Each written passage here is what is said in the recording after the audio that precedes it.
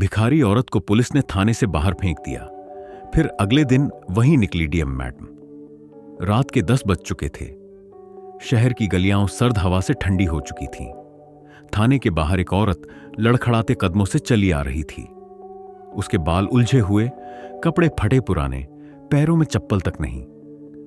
हाथ में एक पुराना झोला था जिसमें कुछ कागज और टूटी हुई पानी की बोतल रखी थी। उसकी आंखों में डर था और किसी उम्मीद की आखिरी लौ भी। थाने के गेट पर खड़ा सिपाही उसे देखकर भौहें सिकोड़ता है। ए, कहां घुस चली आई? यहां कोई लंगर नहीं चलता? औरत कुछ कहने ही लगी थी कि एक तेज हवा का झोंका उसके बाल चेहरे पर उड़ा लाता है। उसने कांपते हाथों से बाल हटाए और बोली, बाबूजी, मेरी सुन लीजिए, मेरे बेटे को। लेकिन सिपाही ने बीच में ही डांट दिया, चल निकल, यहां कोई ड्रामा मत कर। रात में सबको यही सूझता है कि पुलिस मदद करेगी। थाने के भीतर से एक और आवाज आई, क्या हुआ शर्मा, कौन है? सर, कोई पागल औरत आई है, कहती है बेटा गुम हो गया। इंस्पेक्टर ने फाइल से नजर उठाई और लापरवाही से कहा, भिखारी लगती है, निकाल दो बाहर। झूठे केस लेकर आती हैं, फिर मीडिया को बुलाती हैं। सिपाही ने उसका झोला छीनकर जमीन पर फेंक दिया और कड़क आवाज में बोला, चल हट, वरना अंदर डाल दूंगी। औरत लड़खड़ाई, झोला उठाने झुकी, मगर उसके हाथ कांप रहे थे। झोले से एक कागज बाहर गिरा, पुराना मुड़ा तुड़ा कागज। उस पर लिखा था, शिक्षा विभाग विशेष अधिकारी नियुक्ति पत्र। सिपाही ने झटके में कागज को ठोकर मार दी। हद है, कुछ भी उठाकर घूमती है। औरत ने आंखों में आंसू भरते हुए कहा, वो मेरा बेटा स्कूल जाता था, 3 दिन से लापता है। मैंने हर जगह ढूंढा, लेकिन कोई नहीं सुना। उसे धक्का देकर बाहर फेंक दिया गया। सर्द रात में सड़क पर गिरी वो औरत कुछ पल तक चुपचाप जमीन पर बैठी रही। फिर धीरे से उसने सिर उठाया, आकाश की तरफ देखा और बस एक वाक्य कहा, ठीक है, अब तुम्हारा हिसाब मैं रखूंगी।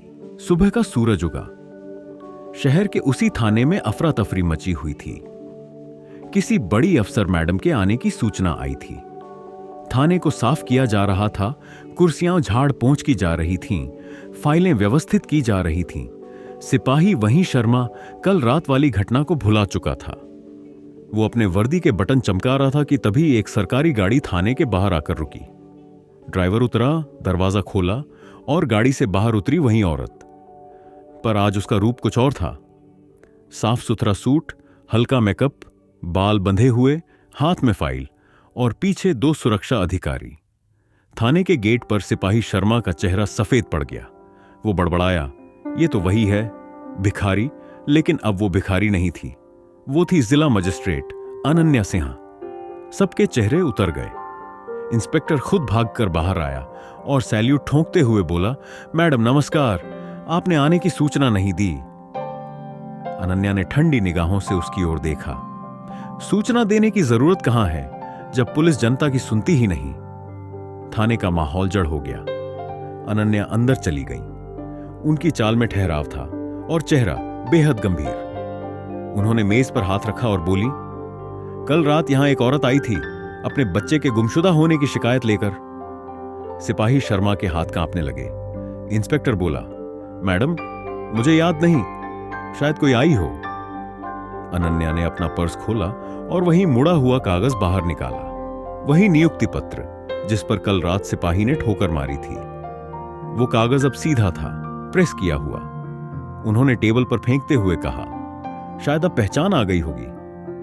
थाने में सन्नाटा छा गया। सिपाही शर्मा की टांगें लड़खड़ा गईं। उसके मुंह से आवाज तक नहीं निकली। अनन्या ने आगे कहा, कल रात मैं यहां एक आम औरत की तरह आई थी ताकि देख सकूं कि जनता के साथ पुलिस का व्यवहार कैसा है। तुम लोगों ने क्या किया? एक लाचार मां को झूठी, पागल और भिखारी समझकर बाहर फेंक दिया।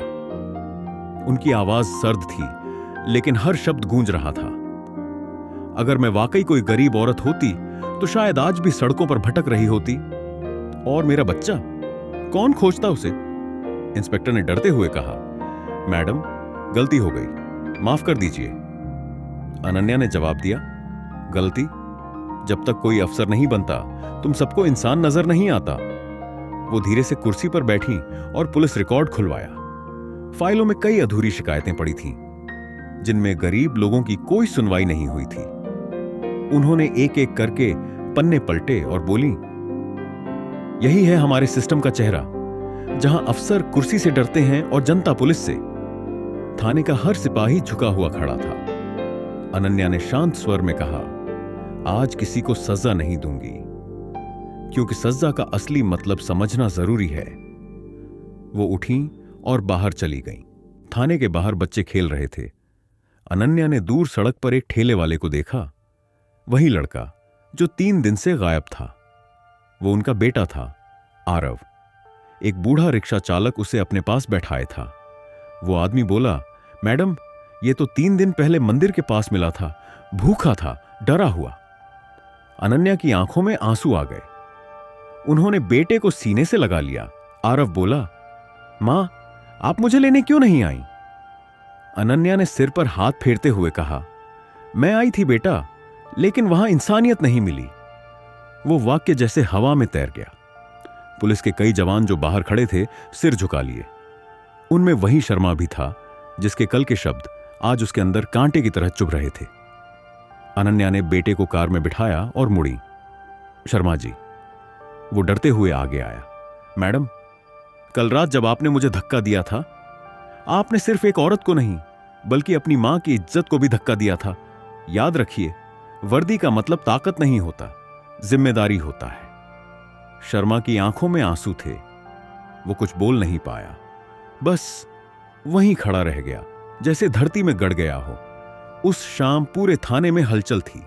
डीएम मैडम ने आदेश जारी किया था, हर थाने में अब एक जन सुनवाई डेस्क होगी, जहां किसी भी व्यक्ति को बिना अपमान के सुना जाएगा। उनका नाम अगले दिन के अखबारों की सुर्खी बना, डीएम अनन्या सिंह, जिसने सिस्टम को आईना दिखाया। पर असली कहानी अखबारों में नहीं थी। वो कहानी थी उस रात की जब एक मां अपने बेटे के लिए भटक रही थी और दुनिया ने उसे भिखारी समझ लिया था। कुछ दिनों बाद एक सरकारी कार्यक्रम था। थाने के सभी अफसर मौजूद थे। मंच पर डीएम मैडम अनन्या सिंह खड़ी थीं।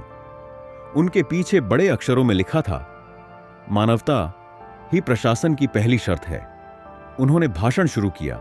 मैंने बहुत सी नीतियां, बहुत से कानून पढ़े हैं, पर कोई भी किताब मुझे वो नहीं सिखा सकी जो एक रात ने सिखाया। उस रात जब मैं भीड़ में एक आम औरत बन गई तो समझ आया कि नीचे से ऊपर तक हर इंसान सिर्फ सुना जाना चाहता है। उनकी आवाज में सच्चाई थी।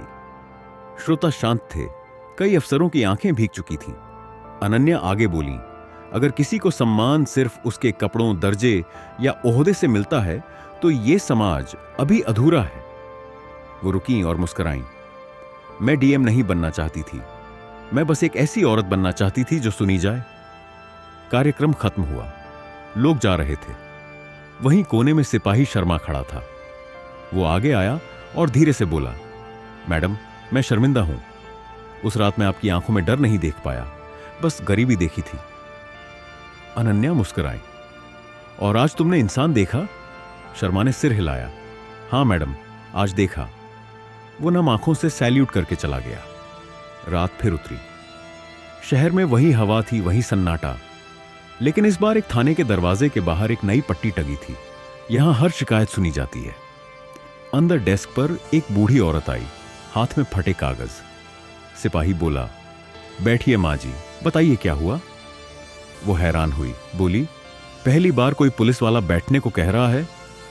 सिपाही मुस्कुराया, अब जमाना बदल गया है मां जी, अब इंसानियत पहले आती है। वो औरत धीरे से मुस्कुराई और बाहर आसमान में जैसे एक नई सुबह उगाई। कुछ दूरी पर अपनी गाड़ी में बैठी डीएम अनन्या सिंह ये सब देख रही थी। उन्होंने खिड़की से बाहर देखा और धीरे से कहा, अब शायद मेरा बेटा भी किसी पुलिस वाले से नहीं डरेगा। कार आगे बढ़ी। सड़क पर स्ट्रीट लाइट्स की रोशनी पड़ रही थी और हवा में एक सुकून था, क्योंकि एक रात की बेइज्जती ने एक शहर की आत्मा जगा दी थी। अगर आपको लगा कि यह सिर्फ एक कहानी थी तो रुकिए, अगली कहानी में वो औरत किसी की मां नहीं, किसी की उम्मीद होगी। क्या आपने कभी सोचा है, अगर डीएम मैडम अनन्या उस रात ना आई होती तो क्या होता? ऐसी सच्ची कहानियां ना जो सिस्टम को हिला दें, हर हफ्ते सिर्फ यहां। सब्सक्राइब करिए, बेल आइकॉन दबाइए और अगली कहानी में फिर मिलते हैं, जहां एक और भिखारी शायद इस बार भगवान निकले, क्योंकि अगली बार आपकी सोच बदलने वाली है।